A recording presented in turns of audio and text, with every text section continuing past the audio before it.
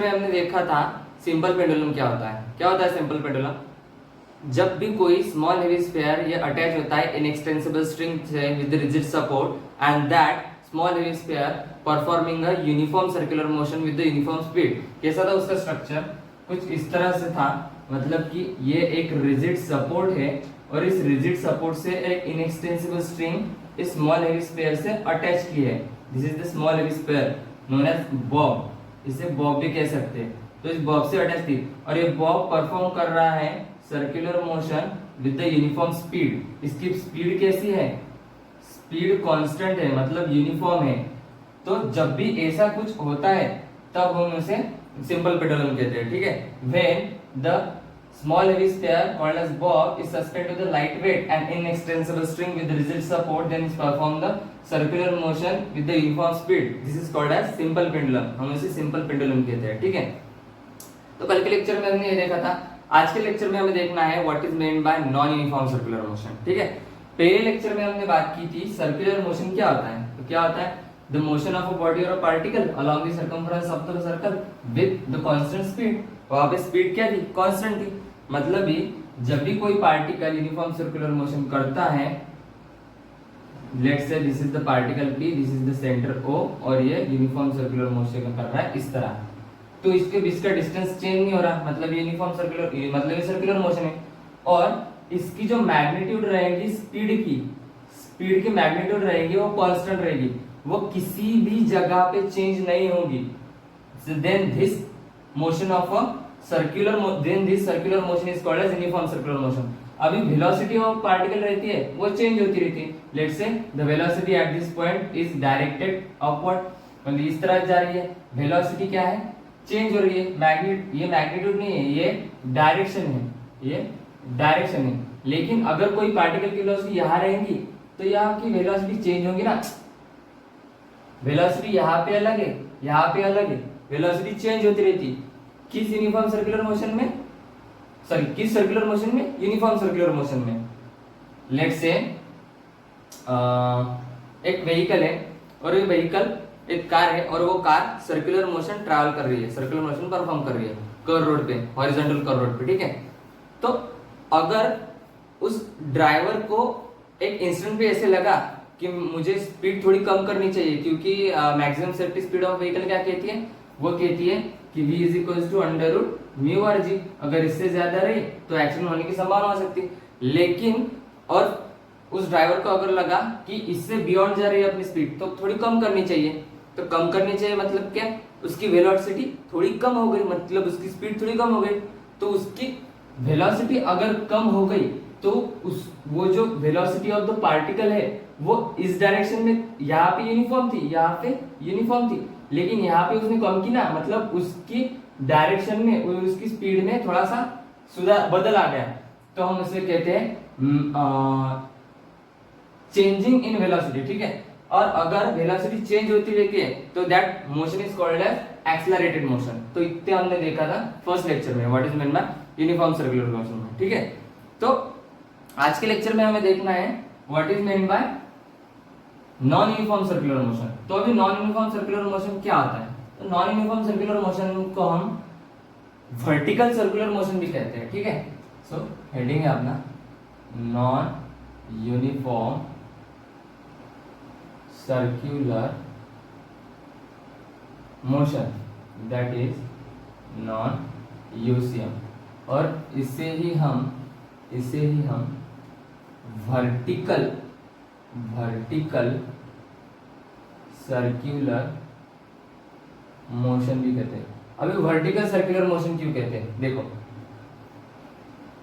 For example a particle performing a non uniform circular motion, मतलब कि vertical circular motion perform कर रहा है। वर्टिकल मतलब कैसा?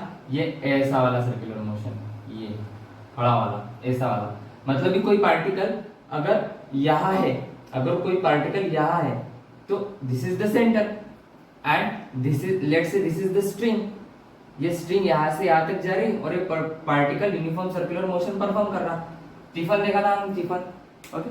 तो टिफन में क्या रहता है? एक बॉब अटैच होता है, एक बॉब अटैच करते हैं एक स्ट्रिंग से और ऐसे गोल गोल घुमाते रहते हैं।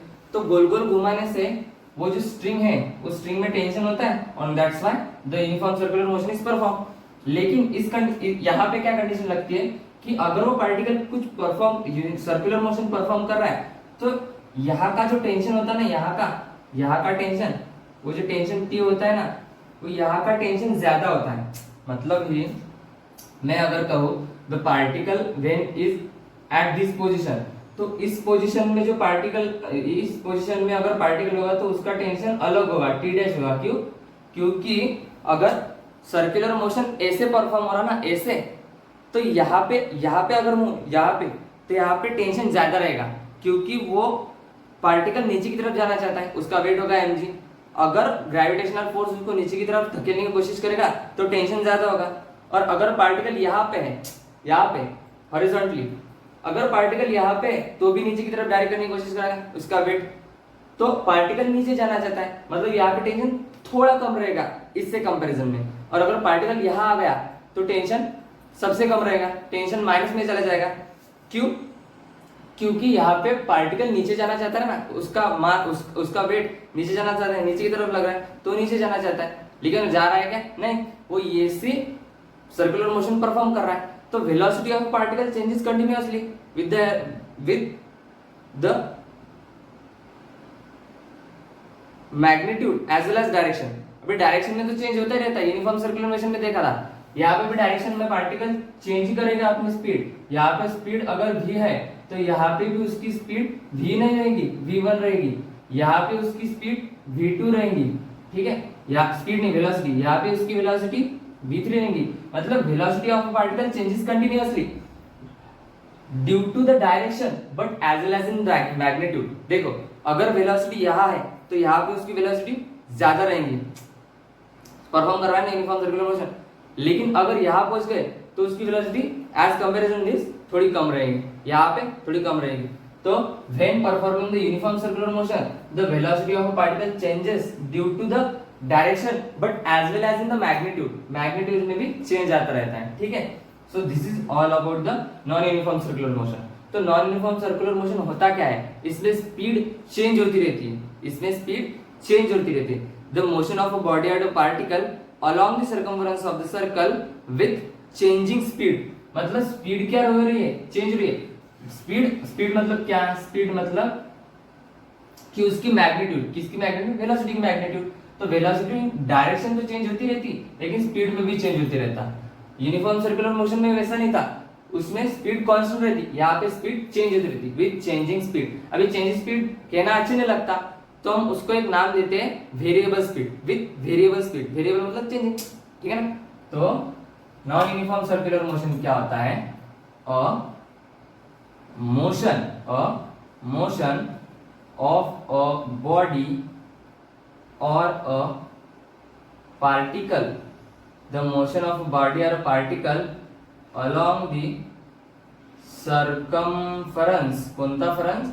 circumference of the circle with changing speed, मतलब with variable speed, ठीक है।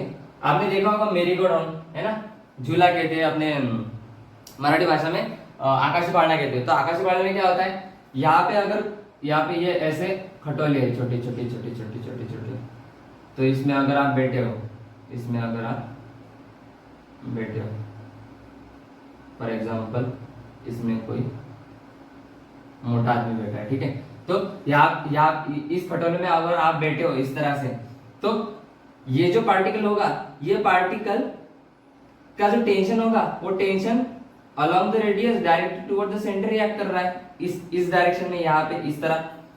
तो यहाँ का टेंशन ज्यादा होगा क्योंकि यहाँ का वेट नीचे की तरफ लग रहा है, यहाँ का भी वेट नीचे की तरफ लग रहा है, लेकिन यहाँ का टेंशन कम होगा क्योंकि हॉरिजॉन्टली है। यहाँ पर अगर कोई पार्टिकल बैठा हुआ है, यहाँ पर कोई ऑब्जेक्ट बैठा हुआ है, तो यहाँ पर जो टेंशन होगा वो सबसे कम रहेगा क्योंकि वो ऊपर की तरफ डायरेक्ट हो रहा है ना। सो this is the example, best example of non uniform circular motion, that is called vertical circular motion, the motion of अ मेरी गो राउंड, ठीक है। तो this is all about the non uniform circular motion. अभी non uniform circular motion की characteristics क्या है? तो characteristics क्या है? Speed of a particle changes continuously. Particle की स्पीड क्या रहती है? Characteristics, okay. कैरेक्टरिस्टिक्स क्या होंगी? Speed of a particle, speed of a particle changes continuously, particle की स्पीड कंटिन्यूअसली चेंज होती है।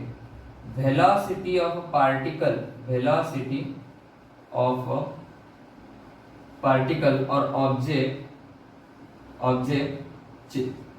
changes due to change in magnitude as well as change in direction. Particle की velocity change हो रही है, क्यों? क्योंकि only the direction of velocity नहीं, due to the also the magnitude of change in the velocity in the direction, okay, particle। तीसरा, due to velocity changes, due to velocity changes, अगर particle की velocity change हो रही है तो क्या perform हो रहा है? एक्सेलरेशन परफॉर्म हो रहा है। Due to the change in velocity the non uniform circular motion is non-UCM is accelerated motion, ठीक है, वो एक्सेलरेशन परफॉर्म कर रहा है, it is an accelerated motion. चौथी कैरेक्टरिस्टिक्स, अभी चेंज इन वेलोसिटी और एक्सेलरेटेड मोशन कैसे होता है? तो हमने पहले ही देखा था डी dt ऑफ v, मतलब ये rate in change in velocity या एक्सेलरेशन परफॉर्म कर रहा है। Rate of change of velocity acceleration करता है, मतलब मैं अगर यहाँ से यहाँ चला गया तो मेरे वेलोसिटी में चेंज आया, मतलब ये मेरा एक्सेलरेशन परफॉर्म हुआ, ठीक है। तो उसे हम कहते हैं rate in change in velocity, that is called as acceleration due to velocity changes, non uniform circular motion is an accelerated motion, ठीक है। चौथी characteristics, due to velocity changes it is an accelerated motion. So non uniform circular motion is not a periodic motion. अभी non uniform circular motion periodic question नहीं है। देखो,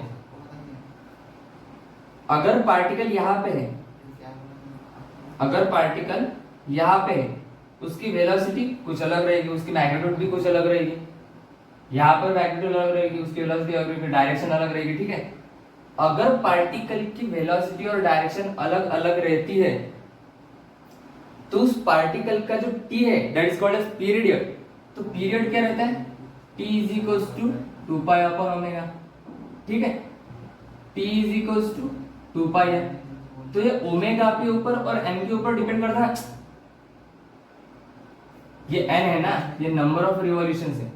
अगर इस motion में नंबर ऑफ रिवॉल्यूशंस ये परफेक्ट एट अ टाइम, मतलब ये पार्टिकल यहां से निकला और यहाँ पे जाने के लिए यहाँ तक पहुंचा, तो वो बराबर और एक बार पहुंचा, फिर से दूसरी बार निकला, दूसरी बार पहुंचा, फिर से निकला, फिर से पहुंचा।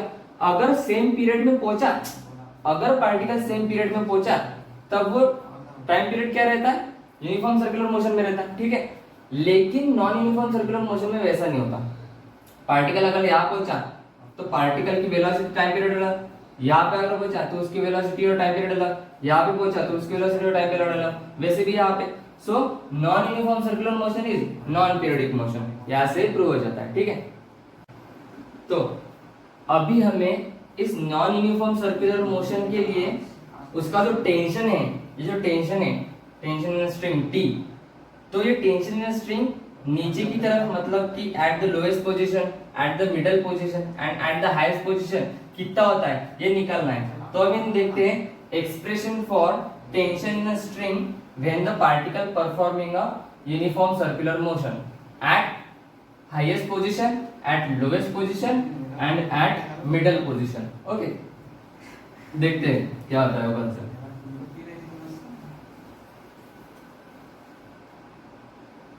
ठीक है, सो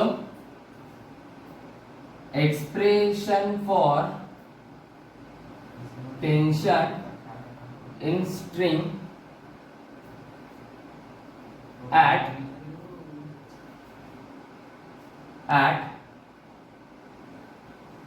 highest position at highest position, at middle position, at middle position and at lowest position, ठीक है, and at lowest position। तो देखते हैं कैसा होता है। For consider a particle performing a non-uniform circular motion, this is the diagram, okay। यहाँ पे वो पार्टिकल, ये tension at middle position, okay, ये टेंशन एट मिडल पोजीशन, ये पार्टिकल कंसिडर करते यहाँ पे है और ये टेंशन यहाँ की इस तरफ जा रहा है, ठीक है, ये टेंशन T है और ये पार्टिकल का लोएस्ट पोजीशन का टेंशन, ठीक है, और this is the tension in a string at highest position, ठीक है। उसके बाद this is the highest level, this is the middle level, this is the lower level and it perform the angle that is called as theta, और ये particle P इस position पे है। तो ध्यान दीजिए, अगर पार्टिकल P इस पोजीशन पे है तो उसका कुछ मास भी रहेगा। लेट्स से उस पार्टिकल का मास है स्मॉल m, अगर उस पार्टिकल का कुछ मास होगा तो पार्टिकल एक फोर्स अप्लाई करेगा, उस फोर्स को हम कहते हैं वेट। तो that force will be acting in downward direction, that is called as force weight is equals to mg which is acting in downward direction perpendicular, ठीक है। तो पार्टिकल फोर्स mg अप्लाई कर रहा है, तो वो फोर्स mg को हम दो कंपोनेंट्स में डिवाइड करते हैं। पहले देखा था टेंशन को भी हम दो कंपोनेंट्स में डिवाइड कर दिया, नॉर्मल रिएक्शन को भी दो कंपोनेंट्स में डिवाइड किया था। अभी जो वेट है mg उसको भी दो कंपोनेंट्स में डिवाइड करेंगे। तो एक कंपोनेंट है mg cos थीटा, ठीक है, और दूसरा कंपोनेंट है mg sin थीटा। तो हमने इसको दो कंपोनेंट्स में डिवाइड कर दिया है, थीटा नहीं लिख रहे, ठीक है, दो कंपोनेंट में डिवाइड कर दिया है, दैट इज कॉल्ड एज दो perpendicular component mg cos theta mg sin theta. अभी टेंशन इन अ स्ट्रिंग निकालते हैं। पहले तो जनरल फार्मूला निकालेंगे, बाद में तीनों के लिए डिफरेंट, ठीक है। तो यहाँ पे जो L है, इस L पे जो टेंशन है वो TL है, लेकिन यहाँ पे एक एंगल बनता and that angle is called as angle 0 degree. यहाँ पे डिग्री 0 ना, है ना, यहाँ पे 90 डिग्री बनता, ठीक है, और यहाँ पे 180 डिग्री का एंगल बनता, ठीक है। Now the tension in a string general formula, ठीक है, यहाँ पे हम लिखते general formula for tension in a string. अभी देखते हैं, at any position point P the forces acting on it are. पहले देखा था फोर्सेस कौन कौन एक्ट हो रहे हैं, तो टेंशन T एक्ट हो रहा है और वेट mg एक्ट हो रहा है। तो फोर्सेस T और mg W ये दोनों फोर्स एक्ट कर रहे हैं। So at any point P the forces acting on a particle PR। पहले वो लिख लेना, consider a particle which performing non uniform circular motion. लिख के दो क्या, ठीक है, मैं लिख के देता हूं शुरुआत से। देखो यहाँ पे consider a particle performing non UCM non uniform circular motion with mass m। Consider particle performing non-uniform circular motion with mass m.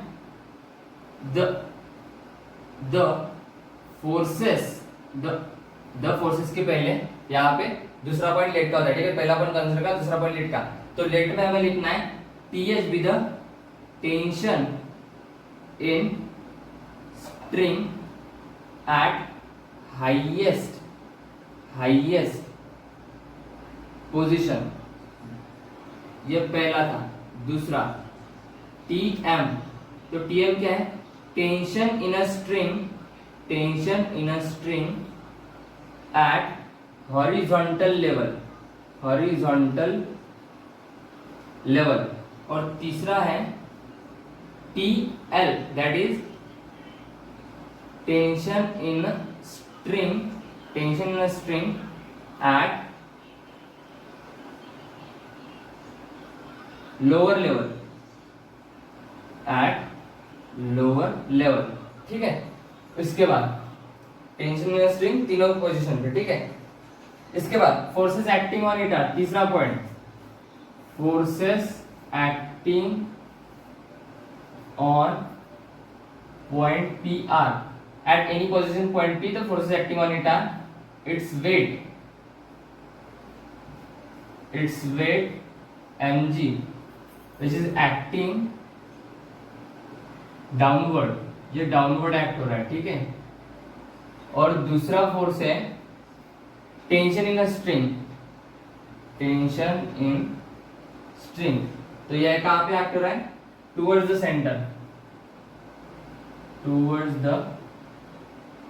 Centre, ये सेंटर ओ की तरफ वो एक्ट हो रहा है, ठीक है। Now this mass mg can be resolve into two components, ठीक है। The mass mg can be resolved into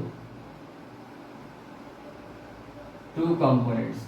The mass mg can be resolved into two components. पहला है mg cos थीटा, ये कहाँ पे एक्ट हो रहा है, अवे फ्रॉम द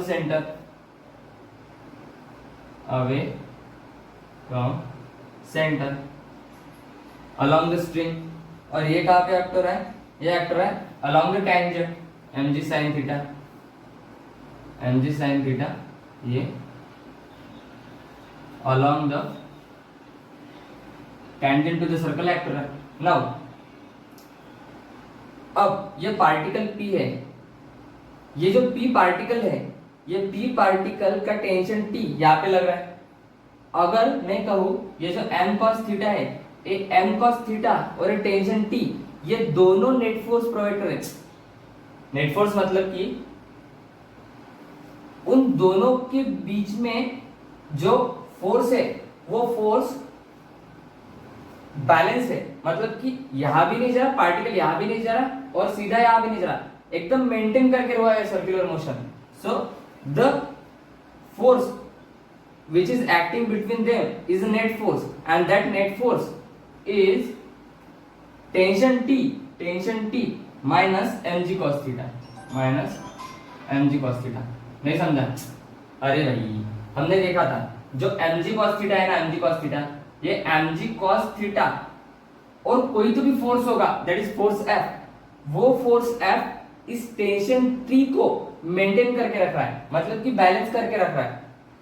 तब मैं कह सकता हूं जो mg cos थीटा है, और कौन सा भी फोर्स होगा F, वो फोर्स F और mg cos थीटा इस टेंशन को मेंटेन करके रख रहा है। समझ में आ रहा है क्या? तो अभी mg cos थीटा वहां पे लेके गए और फोर्स यहाँ पे रहने दिया, ये ऐसे, ठीक है। नाउ अभी वो फोर्स F जो है ना, वो फोर्स F हमें प्रोवाइड कर रहा है centripetal force between the centre O and point P। The force F provide the required centripetal force। तो जो टेंशन T है वो रिक्वायर्ड सेंट्रीपिटल फोर्स प्रोवाइड कर रहा है, सॉरी फोर्स F। तो वो फोर्स F क्या होगा, तो F होगा mv square upon r, this is called as centripetal force, ठीक है। तो हम ये वैल्यू इसमें पुट करेंगे तो क्या होगा, mv square upon r is equals to t minus mg cos theta. और अगर यहाँ से मुझे t निकालना है तो यहाँ का माइनस यहाँ पे लेके जाओ, that is mv square upon r plus mg cos theta. This is the general expression for tension in a string when the particle performing the non uniform circular motion. ये होता है टेंशन इन स्ट्रिंग का general formula, ठीक है। अभी हमें निकालना है tension in string when the particle eight highest level, ठीक है, when the particle eight highest level. So tension in string when the particle eight highest level, that is TH। TH के लिए हम लेंगे TH with the tension in string tension in string और VH be the velocity, VH be the velocity at that point, है ना। अभी tension in string TH that is called as T, VH be the velocity। और अभी ये जो cos theta है ना, cos थीटा, इस थीटा के बारे में सोचते हैं तो थीटा यहाँ पे क्या है 180, थीटा यहाँ पे 180 है ना, तो थीटा यहाँ पे 180 पुट करते हैं तो cos theta that is cos 180, तो cos 180 की वैल्यू होती है -1, है ना। तो यहाँ पे t एट हाईएस्ट लेवल क्या आ जाएगा, that is mv² upon r। तो ये v² क्या होगा, v at the highest level, बड़ा लिखते हैं थोड़ा सा, mvh² upon r plus mg, और यहाँ पे cos 180 की वैल्यू आई थी -1, ठीक है। तो यहाँ पे थोड़ा पोल देता,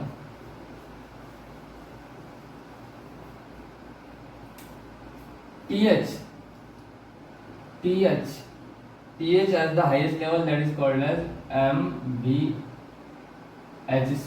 upon r minus mg. So this is the formula for the tension in a string when the particle at highest level, ठीक है। अभी tension in string for the particle at middle level, eight middle level से पहले eight lower level पे, ठीक है। तो lower level पे क्या होगा, so when the particle at lower level the cos theta, value of cos theta that is cos lower level पे 0 degree that is called as 1, cos 0 की वैल्यू 1 है ना, cos 0 की वैल्यू 1।